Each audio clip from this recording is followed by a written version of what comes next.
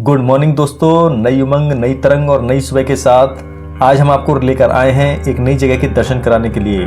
माता वैष्णो देवी, चामुंडा, कांगड़ा वाली, ज्वाला, चिंतपूर्णी, कामाख्या, मनसा, नैना और शताक्षी देवी कही जाने वाली तथा उत्तर भारत की 9 देवियों में नौवीं तथा अंतिम देवी माता शाकंभरी के पीठ की मान्यता उतनी ही है जितनी 51 शक्तिपीठों की है। मां शाकंभरी ही रक्तदंतिका, छिन्नमस्ता, भीमा देवी, भ्रामरी और कनक दुर्गा हैं। वैसे तो भारत में माता शाकंभरी के अनेक पीठ हैं, लेकिन प्रमुख और प्राचीन शक्तिपीठ केवल एक ही है, जो कि सहारनपुर जिले में बेहट तहसील में स्थित है। हेलो दोस्तों, स्वागत है आपका ट्रैवलर विकास में। तो दोस्तों, आज हम आपको लेकर आए हैं मां शाकंभरी जी के दर्शन कराने के लिए। मां शाकंभरी जी का मंदिर सहारनपुर जिले में बेहट तहसील में स्थित है, जो कि भारत की राजधानी दिल्ली से लगभग 240 और सहारनपुर से लगभग 40 किलोमीटर दूर है। आप जो मेरे पीछे देख रहे हैं, यह है भूरा देव जी का मंदिर। मां शाकंभरी जी के दर्शन करने से पहले यहाँ पर दर्शन करना जरूरी है। यहाँ पर पहले भूरा देव जी के दर्शन करके इनसे आज्ञा लेकर तब मां शाकंभरी जी के दर्शन किए जाते हैं। यहाँ कैसे पहुँचे, कहाँ ठहरे, कहाँ घूमे, दर्शन करने का तरीका क्या है, बहुत सी ऐसे सवालों के जवाब मिलेंगे आपको इस वीडियो में। तो बिना स्किप किए पूरी वीडियो को जरूर देखें। अगर आप मेरे चैनल पर नए हो तो सब्सक्राइब करके बेल आइकन दबा दें। चलिए शुरू कर देते हैं बिना किसी देरी के।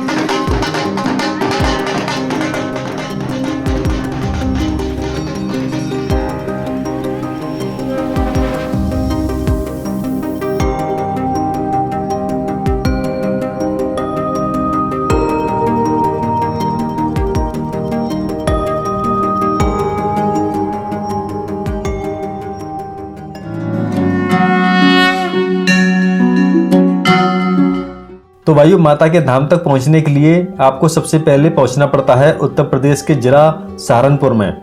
भारत के किसी भी राज्य से सहारनपुर के लिए बस, ट्रेन और फ्लाइट की अच्छी कनेक्टिविटी है। Kashmiri gate bus stand Delhi से सहारनपुर के लिए डायरेक्ट बस सेवा उपलब्ध रहती है तथा सहारनपुर से डायरेक्ट माता शाकंभरी के लिए यूपी रोडवेज तथा लोकल बस की सुविधा उपलब्ध है, जो कि लगभग 50 किलोमीटर है।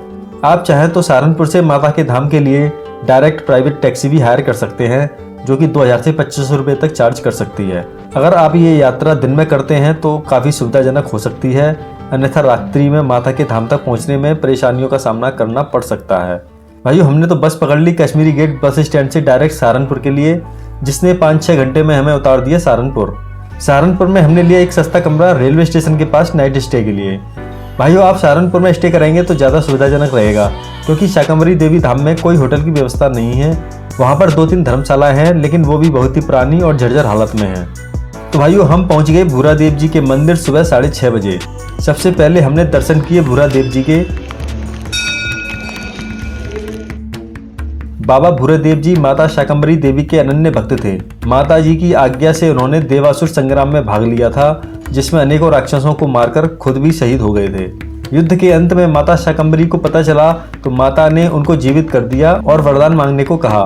तो बाबा भूरा देव ने कहा कि मैं सदा आपके चरणों में रहना चाहता हूँ। तब माता ने उनकी भावना से प्रसन्न होकर अमरता का वरदान दिया और कहा कि मेरे दर्शन से पहले जो भक्त बाबा भूरा देव के दर्शन करेगा उसकी पूजा तभी स्वीकार की जाएगी। बाबा भूरा देव से लगभग 1 से 1.5 किलोमीटर दूर है माता शाकंभरी का भवन। तो बाबा के दर्शन के बाद हम चल दिए माता के दर्शन के लिए भवन की तरफ। जिस रास्ते पर हम चल रहे हैं, ये एक बरसाती नदी का रास्ता है। स्थानीय लोग इसे शाकंभरी नदी के नाम से पुकारते हैं।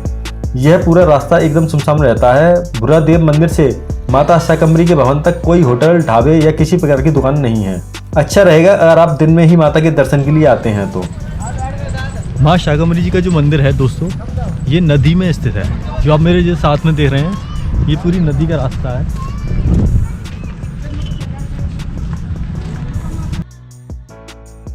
स्कंद पुराण में माता शाकंभरी और शाकेश्वर महादेव की प्रत्यक्ष महिमा बताई गई है। देवी भागवत के अनुसार जब पृथ्वी पर 100 साल तक वर्षा नहीं हुई थी, तब मनुष्यों को कष्ट उठाते देख ऋषि मुनियों ने मां से प्रार्थना की। तब शाकंभरी के रूप में माता ने अपने शरीर से उत्पन्न हुए शाकों के द्वारा संसार का भरण पोषण किया था। इस तरह देवी ने सृष्टि का नाश होने से बचाया। माता शाकंभरी के स्वरूप का विस्तृत वर्णन दुर्गा सप्तशती के मूर्ति रहस्य अध्याय में मिलता है। दोस्तों, ये जो है माँ शाकंभरी जी का मंदिर का गेट है मेन।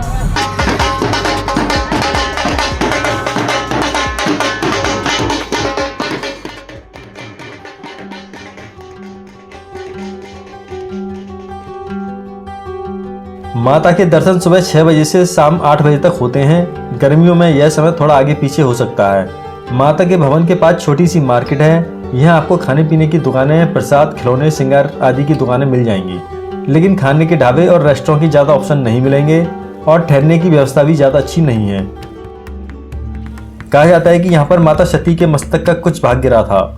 मंदिर के गर्भगृह में मुख्य प्रतिमा के दाईं ओर भीमा एवं भ्रामरी तथा बाईं ओर शताक्षी देवी की प्राचीन स्वयंभू प्रतिमाएं विराजमान हैं।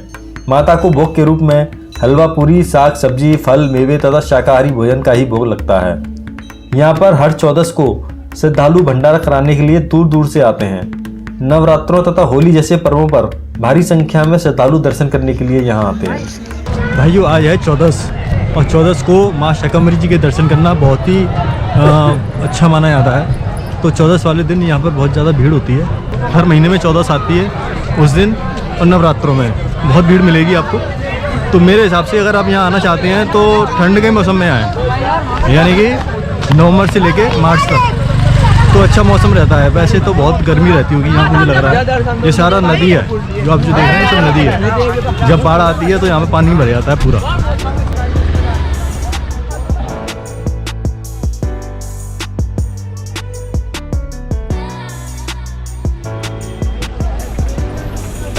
ये दर्शन हो गए हैं माँ शाकंभरी जी के, और अब चल रहे हैं हम छिन्नमस्ता देवी के दर्शन करने। छिन्नमस्ता देवी का मंदिर सामने ही है।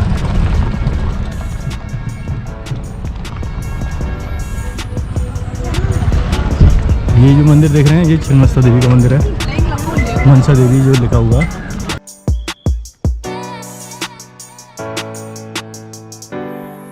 श्री केदार हर हर महादेव, जय शाकंभरी मनसा भद्रकाली, नैना देवी जलकुंडी जगत वाली दुर्गे मैया, महाकाल मृत्यु को टाल, जय महाभैरव काल भैरव, खुश रहे कार्य शुभ रहे।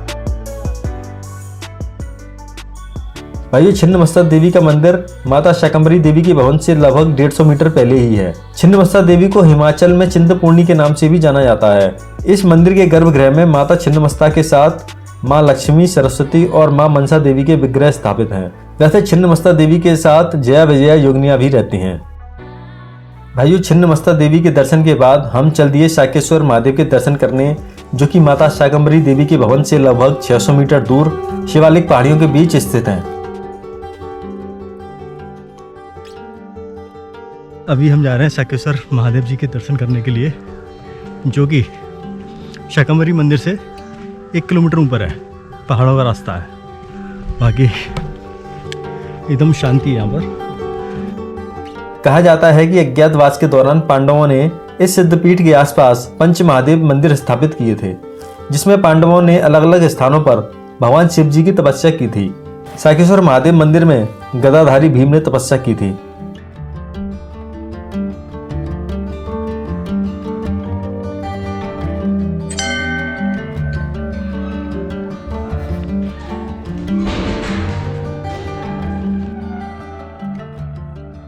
इस मंदिर की खोज सबसे पहले संत शाकंभरी गिरी जी महाराज ने की थी। इस मंदिर में एक कुआं है जिसकी खुदाई के दौरान एक शिला बीच में आ गई थी, तो संत जी ने यहीं पर भगवान शिव की तपस्या की। भगवान शिव ने सपने में दर्शन देकर कहा कि उस शिला में छेद कर दो, फिर पानी की कभी कोई कमी नहीं रहेगी। आज भी इस कुएं में जल भरपूर मात्रा में रहता है, जबकि इस कुएं की गहराई सिर्फ 40 फीट है। वर्तमान में इस मंदिर के मुख्य पुजारी कमलगिरी जी महाराज हैं।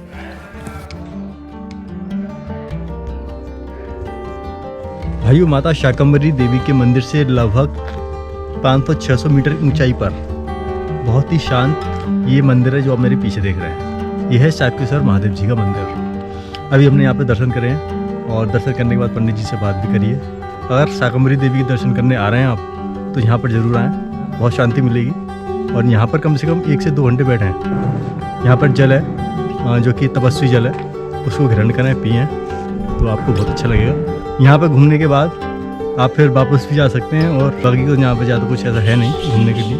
बस दर्शन करें, यहाँ के दर्शन करें, और फिर आप निकल सकते हैं। तो चलिए भाइयों, अगर आपको वीडियो पसंद आए तो लाइक, शेयर, कमेंट जरूर करें, और चैनल को सब्सक्राइब करना बिल्कुल ना भूलें।